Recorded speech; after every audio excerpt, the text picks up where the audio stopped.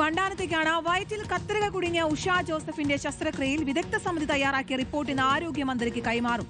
റിപ്പോർട്ടിന്റെ അടിസ്ഥാനത്തിൽ തുടർ നടപടികൾ സ്വീകരിക്കും. വയറ്റിൽ നിന്ന് പുറത്തെടുത്ത കത്രിക ഇന്ന് കോടതിയിൽ ഹാജരാക്കും.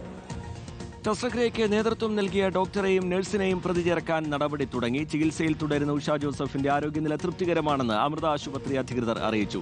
ഷാബാസ് അഹമ്മദ് വിവരങ്ങളുമായി ചേരുന്നുണ്ട്. ഷാബാസ്, കത്രിക കോടതിയിൽ ഹാജരാക്കാൻ പോകുന്നു. അതുപോലെ ലളിതാംബികയെ മാത്രം പ്രതിയാക്കിക്കൊണ്ടാണ് നിലവിൽ എഫ്ഐആർ. അതിനപ്പുറത്തേക്ക് ഷാഹിദയെയും നഴ്സിനെയും പ്രതി ചേർക്കാനുള്ള നീക്കങ്ങൾ ഉണ്ടാകുന്നു പോലീസിന്റെ ഭാഗത്ത് നിന്ന്.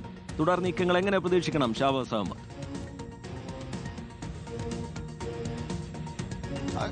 റീജിത്ത്, എന്തായാലും ഈ കേസിൽ തുടർ നീക്കങ്ങളുമായി പോലീസും ആരോഗ്യവകുപ്പും അടക്കം പോവുകയാണ്. നിലവിൽ ഉഷ ജോസഫിന്റെ ആരോഗ്യനില തൃപ്തികരമാണ് എന്നാണ് അമൃത ആശുപത്രി അറിയിക്കുന്നത്.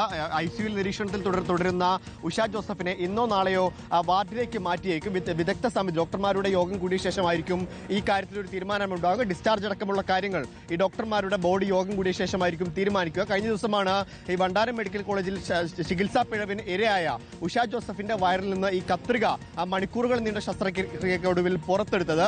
അമൃത ആശുപത്രിയിലെയും എറണാകുളം മെഡിക്കൽ കോളേജ് ആശുപത്രിയിലെയും ഡോക്ടർമാർ ചേർന്നാണ് ഈ കത്രിക പുറത്തെടുത്തത്. ഏകദേശം 10 സെന്റിമീറ്ററോളം നീളം വരുന്ന ആർട്ടറി ഫോർസെപ്സ് എന്ന ഉപകരണമാണ് ഉഷ ജോസഫിന്റെ വയറിൽ നിന്ന് കണ്ടെത്തിയത്. ഈ ഉപകരണത്തിന്റെ അഗ്രഭാഗം പൊട്ടിയ നിലയിലായിരുന്നു കണ്ടെത്തിയത്. അതിനാൽ തന്നെ ഉഷ ജോസഫ് മറ്റെന്തെങ്കിലും ആരോഗ്യ പ്രശ്നങ്ങളുണ്ടോ എന്ന് മനസ്സിലാക്കാനായി ഇപ്പോൾ നിരീക്ഷണത്തിൽ ICUവിൽ തന്നെ തുടരുകയാണ്. വൈകാതെ തന്നെ ഉഷ ജോസഫിനെ വാർഡിലേക്ക് മാറ്റുമെന്നാണ് ആശുപത്രി അറിയിക്കുന്നത്. അതോടൊപ്പം ഇതുമായി ബന്ധപ്പെട്ട കേസിലും പോലീസ് തുടർ നടപടികൾ സ്വീകരിക്കുകയാണ്.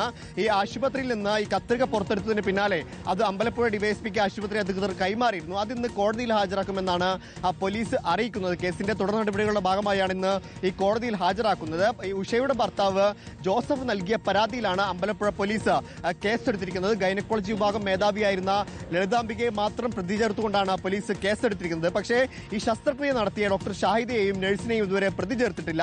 അതിനുള്ള നടപടികളും പോലീസ് ആലോചിക്കുന്നുണ്ട്. മെഡിക്കൽ ബോർഡിന്റെ ഉപദേശം ലഭിച്ച ശേഷം മാത്രമായിരിക്കും അവരെ പ്രതിചേർക്കുന്ന കാര്യത്തിൽ പോലീസ് ഒരു തീരുമാനമെടുക്കും. ഒപ്പം ഈ വിദഗ്ധ സമിതിയുടെ റിപ്പോർട്ട് ഇന്ന് ആരോഗ്യമന്ത്രിക്ക് കൈമാറുകയും ചെയ്യും. റീജിത്ത്, ശരി, ഷാബാസ് അഹമ്മദ് വിശദാംശങ്ങൾ പങ്കുവയ്ക്കുകയാണ്.